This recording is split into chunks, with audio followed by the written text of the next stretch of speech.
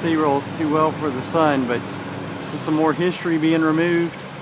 This is the Archibald Rutledge house. It was the great grandsons of, or one of the grandsons that signed the Constitution that had this house built in 1896.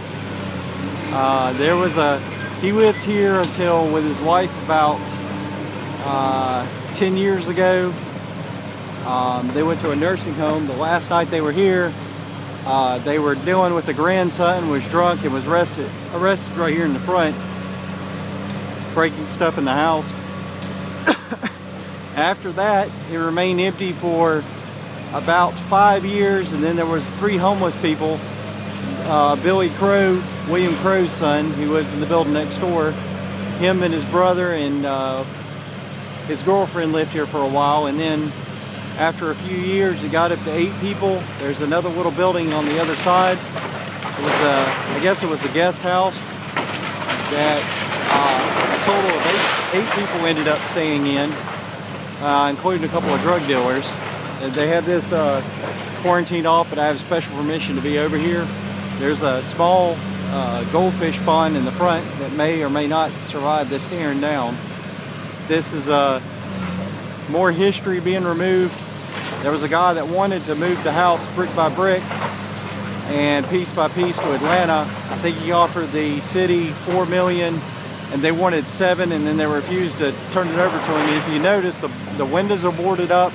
All the original architecture, besides the wooden floors, walls, and brick, has been removed about, I believe it's a year, maybe 2 ago, by contractors in the middle of the day about this same time of year. But sorry to see it go. It's one of a kind. You can see the slate roof, the widow's peak at the top. It was original craftsmanship. It was kind of considered priceless. These were true carpenters that built it, and it won't be replicated. But wanted to film this a little bit for history, so hopefully somebody in the future can appreciate that somebody had a house like this more than 100 years ago. It's becoming few and far between.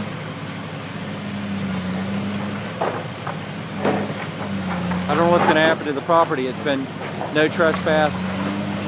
Said the police have been arresting a few people over here for the last several months. I don't know. I haven't seen this particular demolition before, but they tore a convenience store down called DT's across the street from the house. That, if you look at my YouTube channel, whatever day that was, you can see when that was changed, and they're getting to do some expansion with the hospital. I know the merger went through with Rite Aid and Walgreens. I was thinking this would be a really good place across the street from the largest employer in the county at the hospital to put a Walgreens, but I don't know if they're going to build one here or not. It's really nice. There's a lot of really old trees, like one of a kind.